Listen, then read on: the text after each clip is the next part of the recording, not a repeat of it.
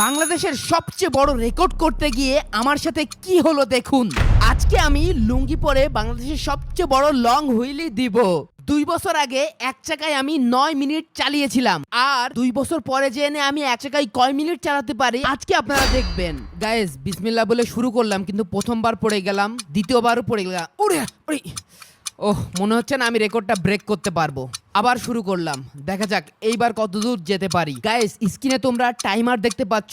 এখন আমি যত দূর পর্যন্ত এইভাবে এক চাকায় চালাবো তত দূর পর্যন্ত টাইম বাড়তেই থাকবে। এখন 12 সেকেন্ড পর্যন্ত হয়েছে। পাশে যে ছেলেটাকে দেখতে পাচ্ছ, এইটা মধ্যবিত্ত পরিবারের একটা সন্তান, তার খুব শখ স্কেটিং করা। তো গ্রামের মানুষ হিসেবে কিন্তু তার এই ট্যালেন্ট দেখে আমি মুগ্ধ হয়ে গেছি। আমার কাছে, ভাইয়া আজকে আমি একটা রেকর্ড করব, তুমিও আমার সাথে এইভাবে চালাও, সারা বাংলাদেশের মানুষ তোমাকে দেখুক। লুঙ্গি পরে এক চাকায় এইভাবে হুইলি দেওয়াটার প্রসেসিংটা আসলে খুবই জটিল।